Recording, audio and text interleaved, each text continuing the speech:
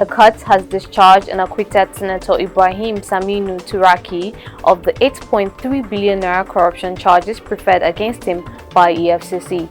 Hi, welcome to what's happening. These are the top 10 stories. At number 1, a federal high court sitting in Duse, Jigawa State has discharged and acquitted Senator Ibrahim Saminu Turaki of the 8.3 billion naira corruption charges preferred against him by the Economic Financial Crimes Commission. Turaki, a former governor of Jigawa State, and 3 companies have been standing trial since May 4, 2007. The presiding judge, Justice Hassan Diko, who delivered the ruling, struck out all charges and discharged all the accused persons for want of diligent prosecution. The court further ordered that the travel documents of the first accused person be released to him with immediate effect. At number 2, Kano State Governor Samuel Ortom says the federal government has failed in the oil and gas business and should get out of the sector. Ortom stated this on Thursday while speaking at the CAD Invest, an annual event organized by the Kano State Investment Promotion Agency. The governor said whatever the government manages turns out bad. He identified sectors doing well in the country, including entertainment, telecoms, fintech, and others without government involvement. According to him, nothing has changed with the commercialization of the Nigerian National Petroleum Company in July 2022. He also said the government should get out of whatever is left of electricity, leaving it to the private sector.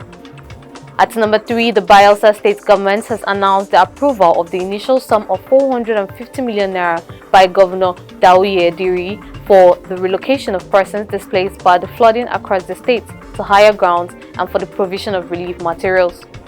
The Commissioner for Environment and Chairman of the State's Task Force on Flooding, Iselema Barambiri, said the exercise had commenced immediately and would be carried out on local government basis. Barambiri said the affected persons in Yenogwa local government area would be relocated to the Oxbow Lake area and the state's heliport. He also stated that swamp bogies had been moved to strategic areas in the state's capital to open up blocked canals in areas that were mostly impacted. At number 4, the National Pension Commission says it will begin online verification and enrollment of retirees and prospective retirees of federal government ministries, departments, and agencies on Monday. Its spokesman Abdul Qadri Dahiru said that those eligible for the verification and enrollment are employees of MDS scheduled to retire in 2023. Dahiru explained that the data recapture required that those involved provide their retirement savings accounts, registration details, personal identification number, and national identity number. He also disclosed that the verification and enrollment should be completed on or before December 31st. At number 5, Yaga Africa has expressed concern over the low number of young Nigerians as party candidates ahead of the 2023 general elections, with only 1,899 youths aged 25 to 30 out of 15,336 candidates on the ballot. This is contained in a preliminary report on the youth candidacy in the 2023 elections in Nigeria, presented to participants at a media roundtable on youth reporting. Presenting the report, Ibrahim Farouk, Yaga Africa program manager, attributed the problem to the high cost of nomination forms, highly commercialized party primaries, the substitution of candidates, and the deregistration of political parties. Farouk said among the young candidates, 7 individuals representing 0.2% belong to persons living with disabilities in the 2023 election, while 11% are female youth candidates.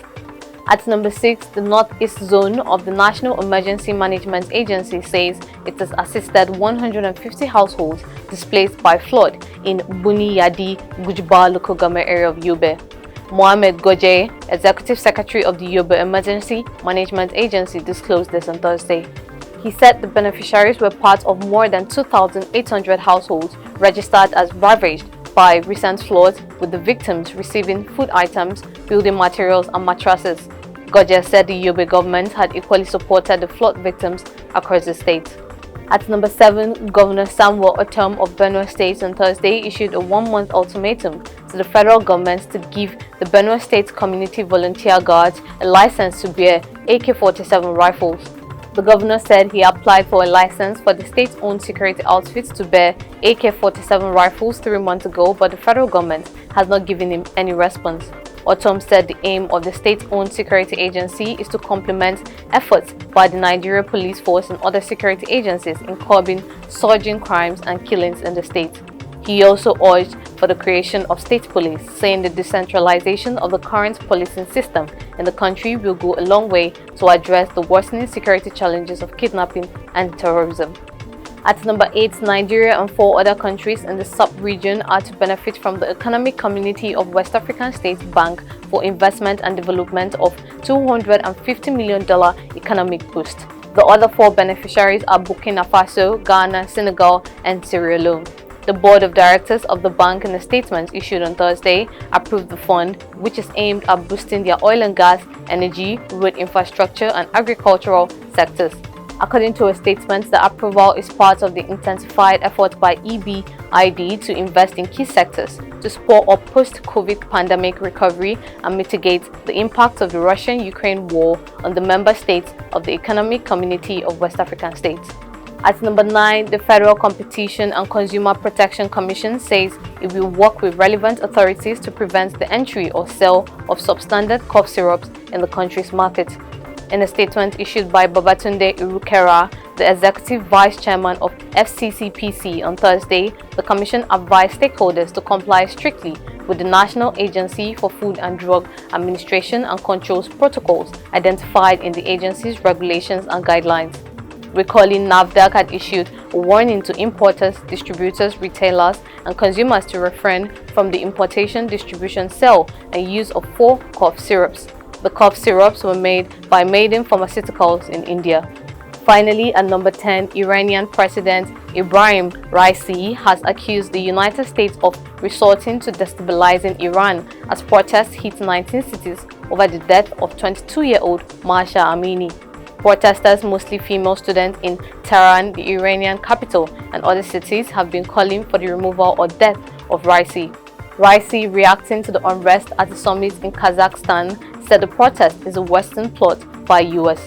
Recalling, Amini died in the detention of police for allegedly not adhering strictly to dress codes and sparked demonstrations since September 17th. That's all for today. See you next time on What's Happening.